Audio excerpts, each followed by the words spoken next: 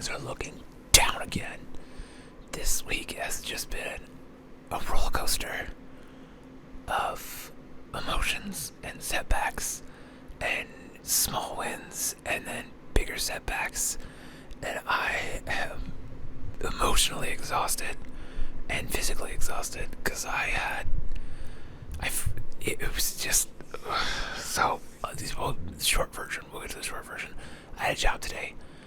We drove out to the small town in Nebraska to shoot some stuff for a commercial, and then we went to this other small town that's closer to where I live in Omaha, but it's still about 40 minutes outside of town. And once we got to the second location, my car started making a super fun grindy noise, a very scrapey, grindy, not good. And so I called some people and I was like, duh. And one guy was like, it might just be like a stuck brake, like you'd probably be fine to drive it. And then another person was like, asked me some more follow-up questions, and his unofficial diagnosis, obviously he can't see the car, he can't hear the noise, he doesn't know, but based off the questions he asked, he says it sounds like it might be a wheel bearing, and apparently the good news is the fix for either like a stuck brake pad or a wheel bearing are cheap and easy. If it's a wheel bearing and you drive on a bad wheel bearing, it could be, in his words, catastrophic. And seeing as how the only way to get home was to get on the highway and drive 50 to 60 miles an hour, which it was, making grindy noises at much slower speeds. And I'm like, okay, if a wheel fails and I'm going even 45 miles an hour, that seems like it might kill me. So I called my dad because he has AAA, and then I learned that I have AAA too through him because he signed up the whole family for AAA when my brother, who lives in Nashville, got married, and we all drove down there. So I could have just called AAA myself, and I was like, oh, I didn't realize. That's why I called him. I was like, do we still have AAA? And he's like, I don't know if you do, but I do. And so my dad, bless his heart, drove out the 45 minutes to come call AAA because he thought only he had it, and then he had to actually be there to get the tow. And so he gets there, 45 minutes or so after I call him, which is pretty shortly after I left for the shoot for the day because we had wrapped. Gets there, we call AAA, and they're like, yeah, no problem, we'll have someone call you and it'll be fine. And so we wait like an hour, we haven't heard from anybody, so we call them in, and they're like, oh yeah, so someone should have been there like 5 minutes ago, let me call them, see what's up, and then put us on hold. And then we're on hold for like 30 minutes, and after like literally 30 minutes on hold, because like the phone call time was like 35 minutes. Anyway,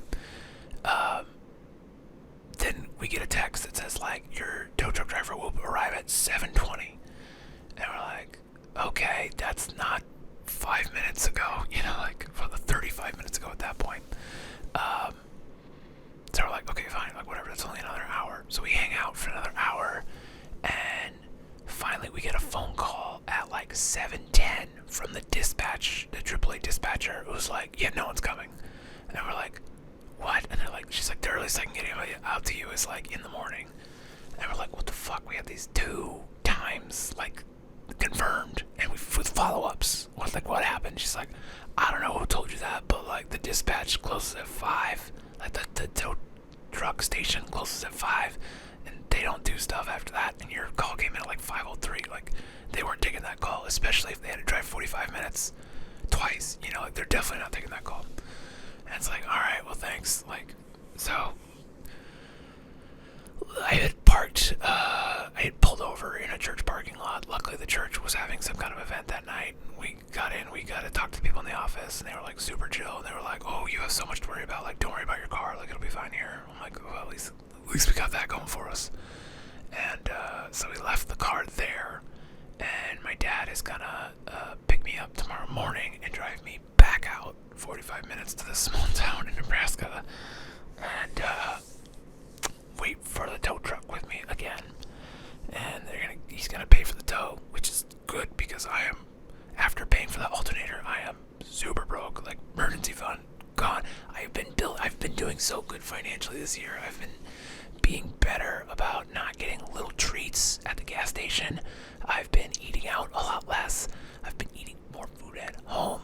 Yeah, I've been, saving emergency. I had a fucking emergency fund, and it's gone. And it's just like, motherfucker. So it's like, luckily I got a check in the mail the other day for, I think it's like $750. And I have like $100 in my bank account. And then I have $200 in a separate account that I have been slowly trying to put together to buy a circular metallic object for a special lady, who she knows that, whatever. But there's like $200 in that savings account for that. And it's like, I don't want to spend that money because it's like between trying to get an emergency savings, trying to do better about paying off my debt, like I'm trying to get some extra money for, circular shiny objects. It's difficult, and it's just like,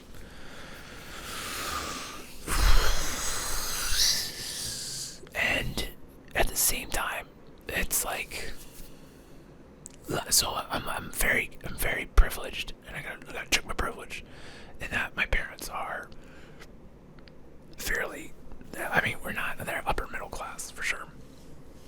And so, like, my dad even, he's like, oh, I'll pay for the tow truck, not a big deal. Because the other side of it is like, I don't ask for anything. I am like, fiercely, I'm independent to a fault. I have so much trouble accepting help.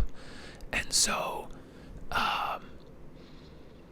I never ask for anything. Whereas, like, my other brothers, like, they're also pretty independent, but they're not, like, nearly as independent as me, where it's like, I am a feral outdoor cat. Like, if you try to pet me, it's just like, no, get away from me. And so it's just like, my dad is always just like, you need money? I'm like, no, I don't need money, go away. I don't want your money. It is just like, so he was like, I'm like, we were just talking in the parking lot. It's like, I like this car, but it's getting old. It's almost 20 years old at this point. It's got 200,000 miles on it. I just paid $900 for the alternator. Now I got this. Wow, however much it's gonna cost. Like, the tow alone is, even with AAA's paying for the first, like, half of it or whatever, it has to go 28 miles to get to our mechanic, and they only pay for the first 10. And so it's like another, still like $120 or something to get the tow done. Then plus the repair, it's like, and then the mechanic told me when I got the alternator, it's like, you're gonna need new tires soon. And it's like, I don't know what tires cost. I haven't bought them in a while. I'm thinking it's somewhere in the $600 ballpark.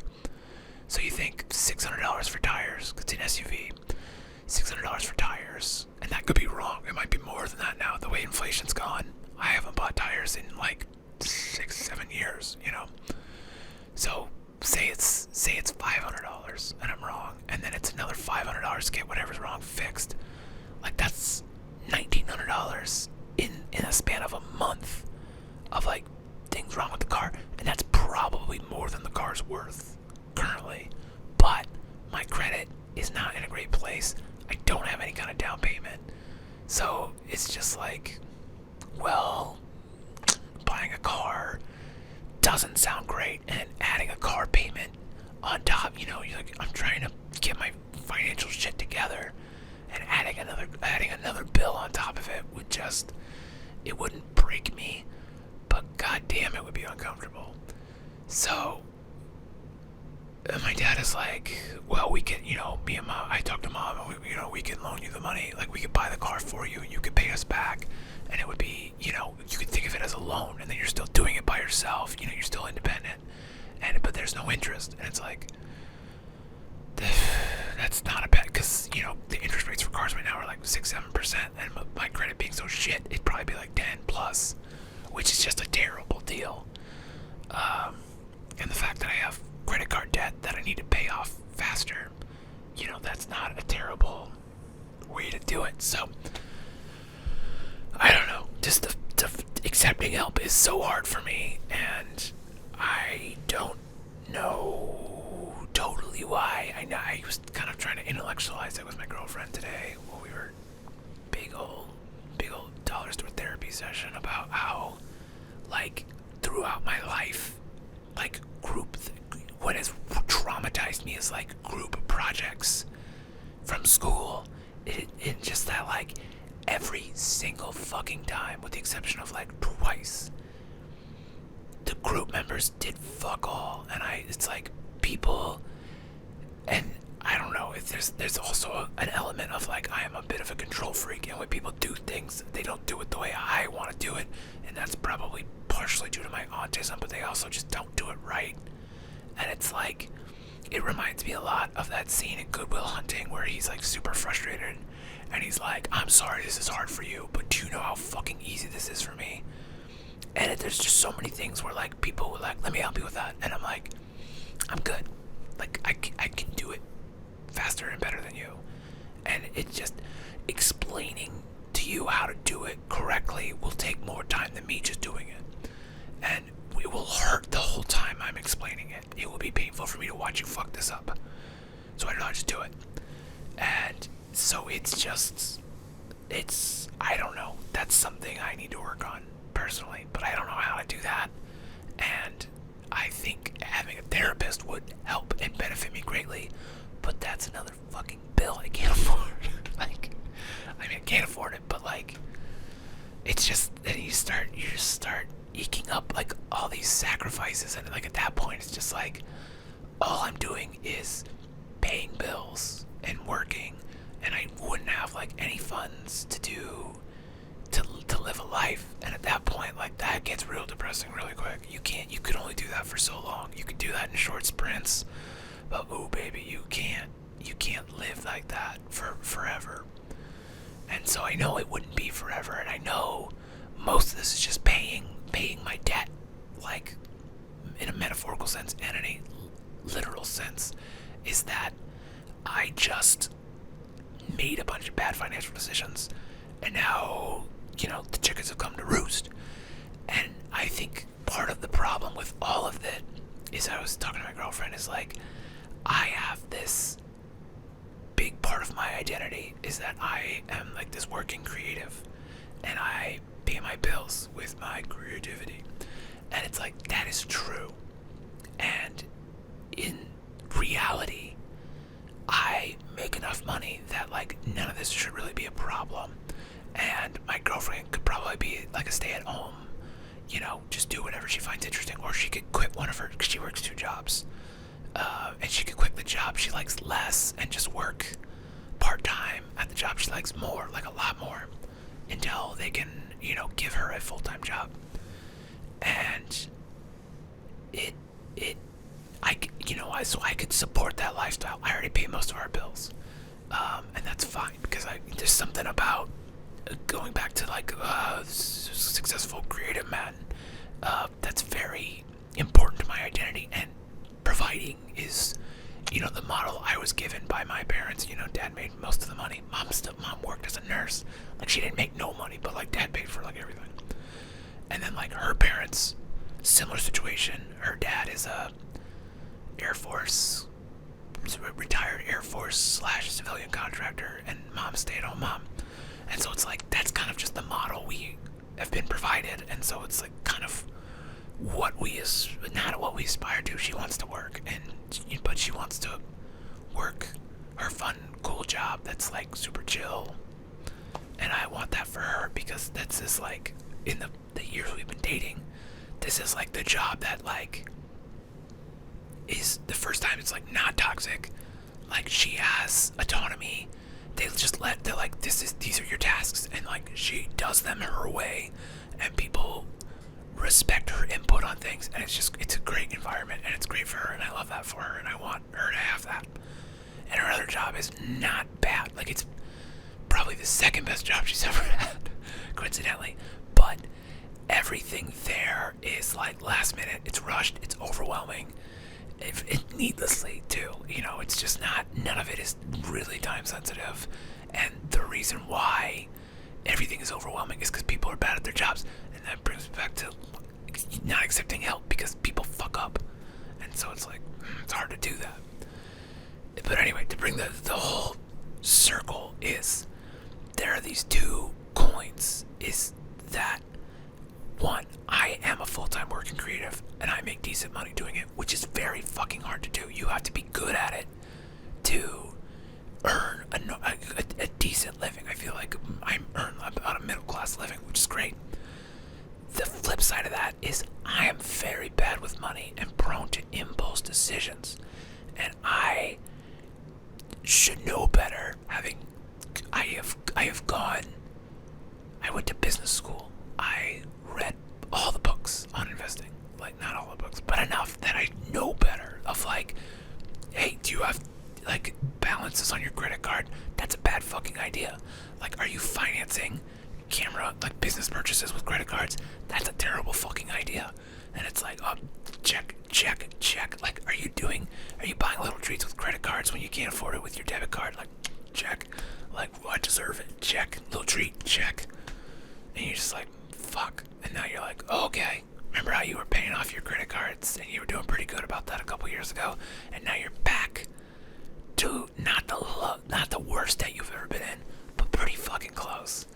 And you're just like, fuck, And so it's just these two things,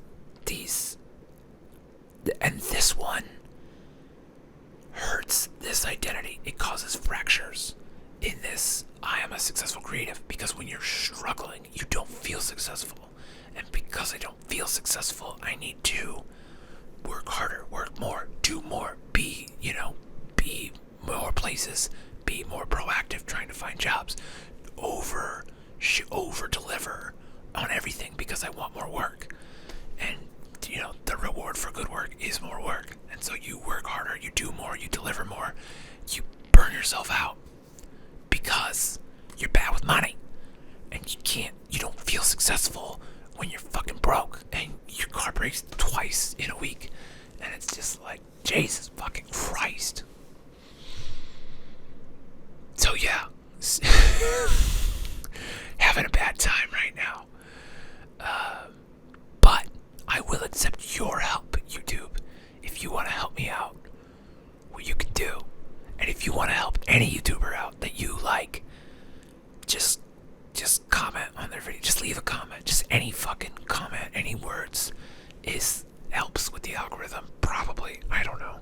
And if not that, then just watch. But find a playlist of mine and just turn it on and leave it running overnight or when you go to work or school or whatever. And that will generate an extra 75 cents of ad revenue. But if 100 people do that, that's like $75. Like, that pays for that dough. Kind of. Almost. Half of it. Maybe. I don't know. Could be. You don't know. Just, yeah. If you like content from content people, leave a comment every time you watch their stuff. About anything. You just be like, hey, great video. Because it helps with the algorithm. And it helps. There's the mental thing, every now and then. I'll go read in the comments. I always read the comments here because there's not that many of them. But on my the White Noise channel, it gets a lot more comments. And it's really interesting to read the comments where people that are like, I've had insomnia for years and now I watch this video every night and it puts me right to sleep. And I'm like, fuck yes. That was me. And that's why I made that fucking video.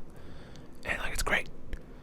And that feels good. And you're like, even if I didn't make money, that's still pretty cool that I helped someone get some sleep. Because I know how much it fucking sucks not to be able to sleep. Because I have had to get up early every day for 5 days in a row.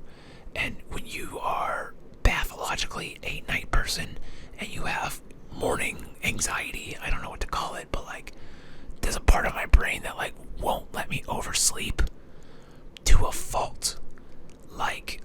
For the last week, I've had to get up at 7:15, 7:30, which isn't super early, right? But my body wakes me up at 5:30 and it's like, are you sure you're not oversleeping? And you're like, fuck, no, I'm not. And then you can't get back to sleep. So I'm a night owl, so I'm not going to bed. It's right now, what time is it? It's 1:34 in the morning. I have to be up at 8 o'clock tomorrow so I can go drive 45 minutes with my dad to get my fucking car, or wait for a tow truck, realistically. But I can't go to bed early. I can't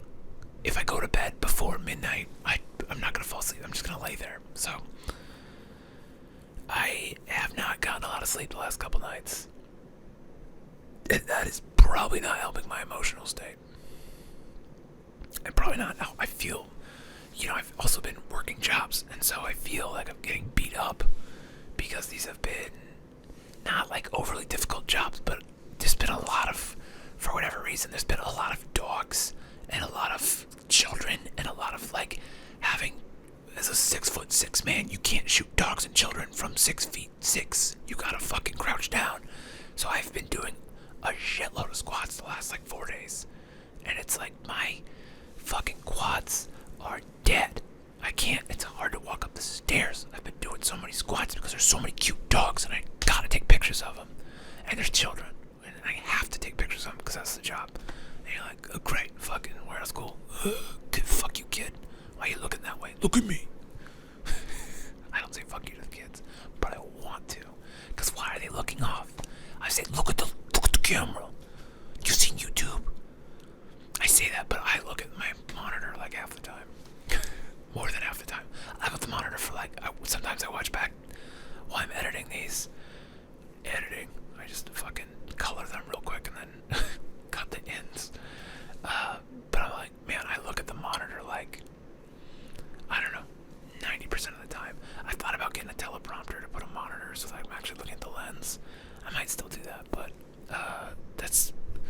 that ad's set up, and I already have trouble like getting the setup to set up, and there's a whole lot of stuff, boring stuff you don't care about. But what I do care about is this year is testing us, or it's testing me. I don't know if the year's testing. It's probably testing you too, based off of everything happening in the world. It's probably testing you too, but we're not gonna let it beat us. We're gonna kick its fucking teeth in, and we're gonna fortify, and it's gonna be great, and we're gonna be great because we're great, bitches.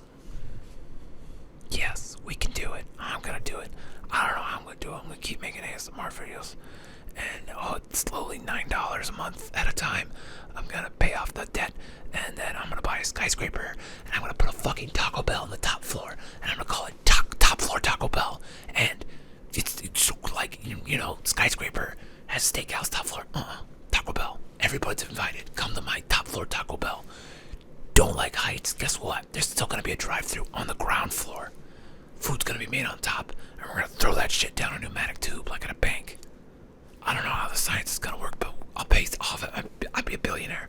I'll pay someone to figure it out. Figure out a 90-story drop for these tacos. They're gonna be cold. It'll have to be a heated tube, otherwise the tacos will get cold on the free fall. But that'd be pretty sweet. Think about it. 90th floor Taco Bell. You'd fucking go buy chalupa from there. Admit it, you would. Even if you don't like chalupas. You will buy my top floor chalupa. This is a threat. You will enjoy my top floor quesadillas with a side of sour cream. Bet. Okay, that's all I got. So, anyway, I hope your day went much better than mine. And if not, well, I hope your tomorrow is much better than my yesterday. It's 1:30 in the morning, so it's my yesterday. I don't fucking know. Whatever. I haven't slept, so it's still today. Sure, whatever. Yeah, let's get through it. Let's fortify and keep something inspiring. Pretend I said something really inspiring here and it changed your life. You're welcome. Have a good one. And I knocked a bunch of shit over.